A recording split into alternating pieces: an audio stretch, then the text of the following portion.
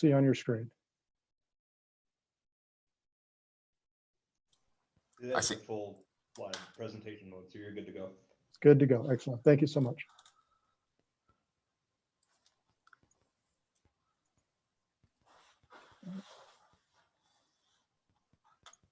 Unit 2, the National Flood Insurance Program.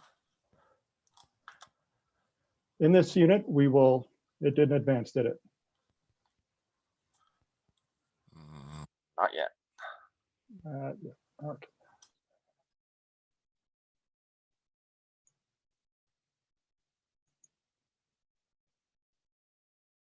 Why aren't you advancing?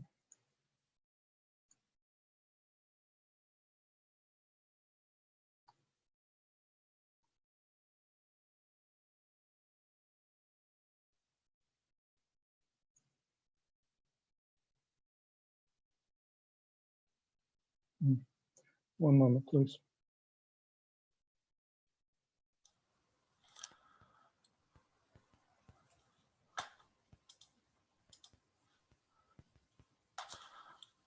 While you're working on that, I should let everybody know that if there have been any changes to the presentation, I'll update the files that are in the share folder, so you guys can have the latest.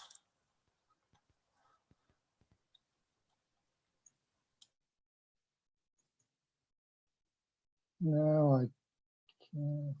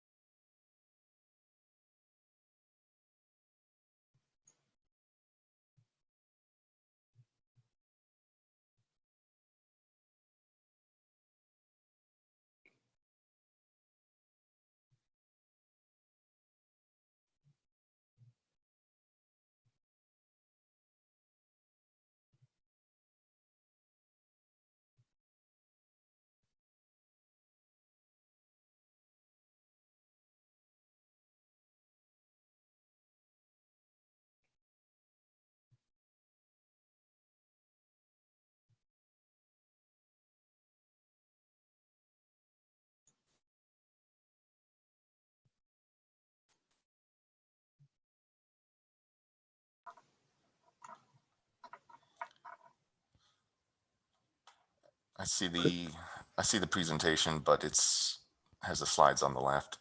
It's not in presentation mode. I got multiple screens up and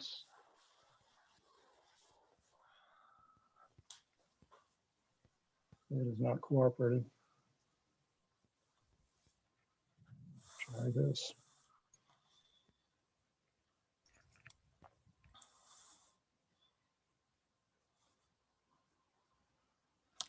Same thing. Same thing. Okay. How about now? Same. Slides on this left. Yeah, it's showing the notes.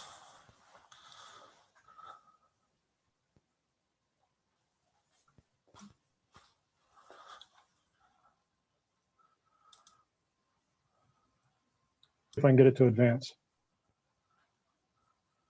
All right, this is the NFIP flood insurance studies, and this is number 3. I don't want 3, I want 2. One moment.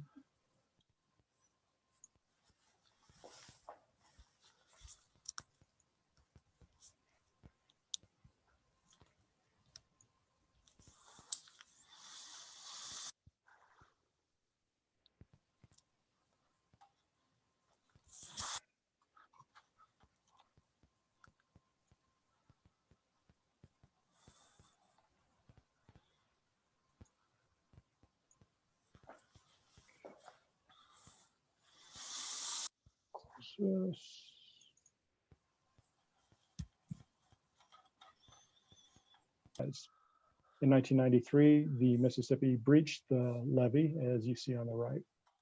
The Great Mississippi Flood of 1927 and the Flood Controls Acts of 27 and 36 are the precursors to the NFIP. In the 1960s, Congress examined the traditional methods of addressing flood damage and concluded that flood protection structures were expensive and could not protect everyone. These include dams and levee systems. They are expensive and provide limited protection. If they could only afford to build 10 miles of levee and your home happened to be at mile marker 10.1, you were out of luck. People were still building in floodplains and therefore were risking disaster. Disaster relief was inadequate and expensive, and the private insurance industry could not sell affordable flood insurance. Federal flood control programs were funded by all taxpayers, but they primarily helped only those who lived in the floodplains. Also, flood protection structures disconnect the waterway from its natural floodplain, and that causes problems all its own. It can increase flooding downstream, it reduces groundwater recharge, and can prolong the length of floods by not allowing the water to return to the river. In 1968, the National Flood Control or Flood Insurance Act was passed. This transferred costs from the taxpayers to floodplain property owners. It provided financial aid. It guided development away from flood hazard areas, and it required flood proofing efforts from property owners.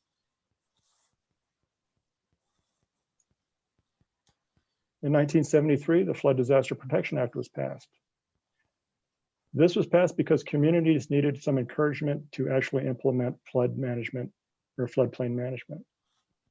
Flood insurance required for all federally backed loans, and it limited federal disaster assistance for communities without flood insurance. After 1973, in the chart above, you'll notice that the number of participating communities rose significantly.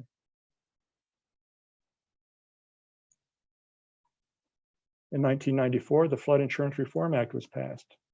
This codified the community rating system, the CRS program, established a 30-day waiting period. This waiting period meant that homeowners could no longer purchase and file a claim during a flood or immediately after. Increased maximum coverage available, established a mitigation grant program, required a 5-year map review period, and strengthened mandatory purchase requirements. In 2004, another act was passed. This was the Flood Insurance Reform Act. This included digital flood hazard data, created mitigation assistance for repetitive losses. It established agent education and established a severe repetitive loss program. The reason the reforms were needed: 48,000 properties had experienced 2 to 3 or more flood losses in a 10-year period. 10,000 have losses exceeding building value, or 4 or more losses, each exceeding $1,000. And repetitive loss properties comprise less than 1% of insured properties, but 25 to 30% of the claims.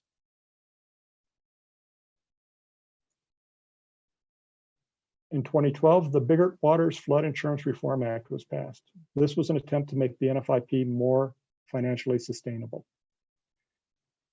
The elimination of longstanding subsidies previously available to certain pre-firm policyholders was eliminated. All properties in high-risk areas required to have EC needed to calculate insurance premium. EC is elevation certificate. And gradual increase in premiums until actuarial cost is met.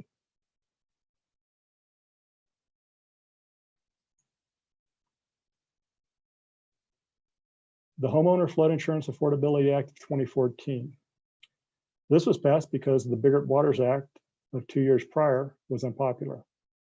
It was repealed to maintain affordable flood insurance.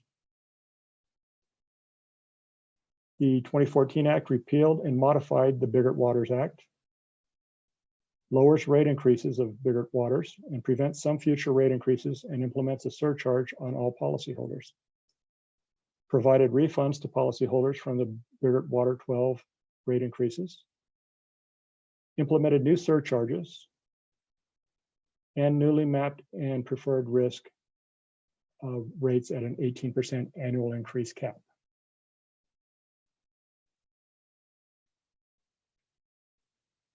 The NFIP has been described as a three-legged stool. There are 3 legs to this stool. The first one is flood hazard identification. This involves the mapping of the floodplain. Second leg is the flood mitigation. These are the regulations, the zoning. The third leg is flood insurance, federally backed coverage for property owners.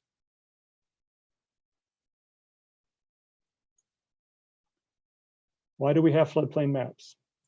They help us identify risk. They help us regulate development. They identify the flood insurance rate zones. They communicate risk, and they aid in emergency management.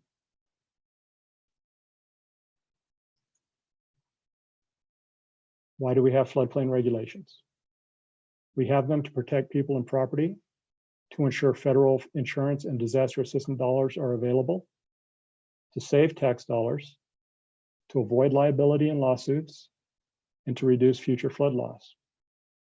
Communities that wish to participate in the NFIP must adopt and enforce floodplain management regulations. Communities that fail to enforce their regulations can be suspended from the program. Federal regulations. The federal regulations are described as a stair step. Each step builds on the preceding step. The Code of Federal Regulations that regulate the floodplain management is 44 CFR 60.3. 60.3A is for communities that have no map. 60.3B, these are for communities that have a flood insurance rate map, but no base flood elevations defined. 60.3C, these are for communities that have a flood insurance study, a flood insurance rate map with defined base flood elevations. D are communities that have the FIS, the firm, with BFEs and an identified regulatory floodway. And 60.3E, these are your coastal areas. They have a coastal V zone with a flood insurance study and flood insurance rate map.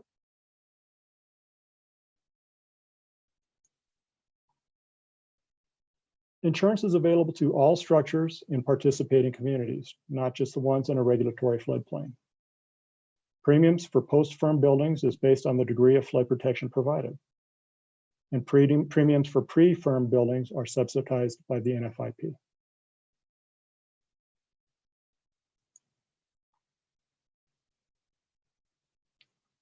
Three entities make up the NFIP, and these are their roles: the federal, the state, and the community. On the community side, their roles include adopting local floodplain regulations that comply with federal and state laws. They must designate a floodplain administrator, an FPA. They must enforce local floodplain regulations and encourage higher standards. They provide technical assistance to their residents. They issue or deny floodplain development permits. They inspect all development to ensure compliance with the local ordinance. They maintain records of floodplain development. They assist in the preparation and revision of local maps, and they remedy violations. On the state side, the state provides program oversight.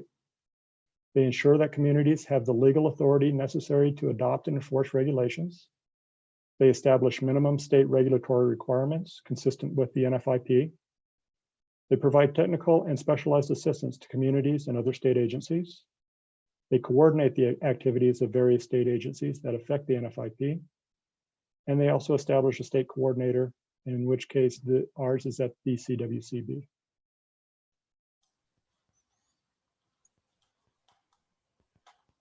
The federal role in the NFIP is they provide national program oversight.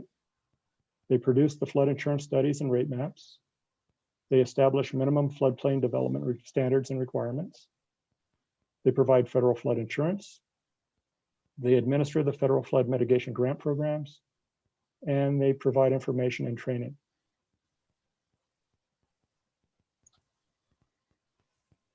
Compliance with the NFIP. Communities not in compliance with the NFIP may be subject to reclassification under the community rating system, probation from the program, or even suspension from the program.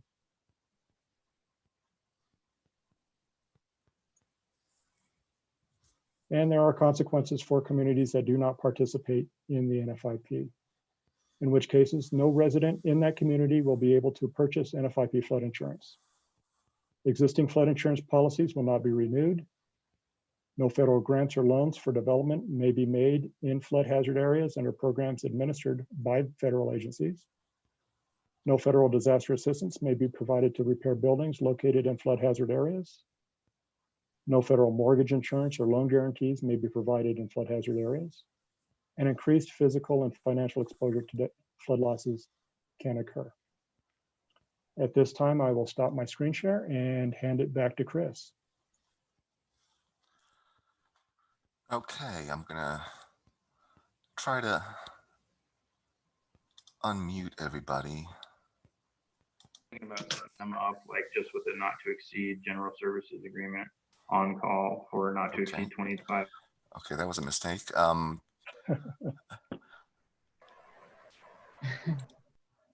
longer term solution. Is that Yeah. like something? Might be just taking attendance. Yeah, I wanted to see if there were any questions on the first two units. If you have any questions on, go ahead and ask them. I have one. Can you hear me, Chris? Yes, yes, I can. This is Andrea. My question, and kind of using this as preparation for the CFM exam. On that exam, is it a lot of memorization of like, I know it's an overview and like the flood insurance studies and maps, like knowing when the various acts, like in 2004, there was an update in 1997. Is it a lot of memorizing when those occur, or just understanding the various acronyms and how they apply at the state, community, and federal level? No, it's my experience that there aren't too many memorization, like memorizing the dates of when certain acts were passed.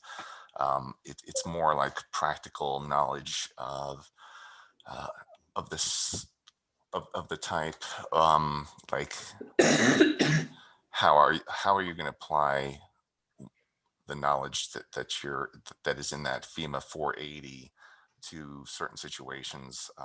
There's also a lot of reading of the maps, how to do that, what information is there.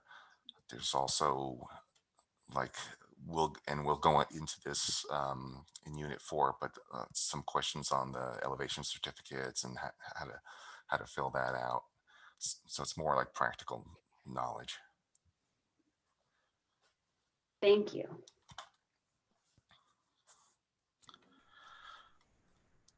Okay.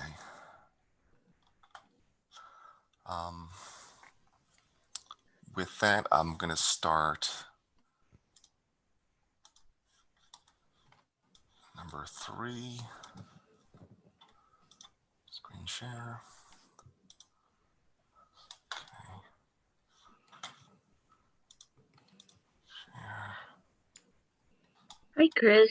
Can you guys hear me? Yes, Hold Marta. on. I just wanted to point out that I think there are some questions in the chat. Okay, hold on. Thank you. Stop. Okay. Let me stop sharing and get back to the chat. Okay. I see a question from Andrea that can you explain the difference between LOMAC, LOMA, LOMAR? That will be addressed in Unit 4.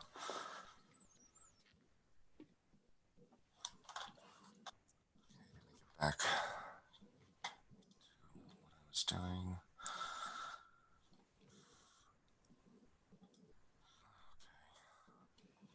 Okay. Here. Share screen.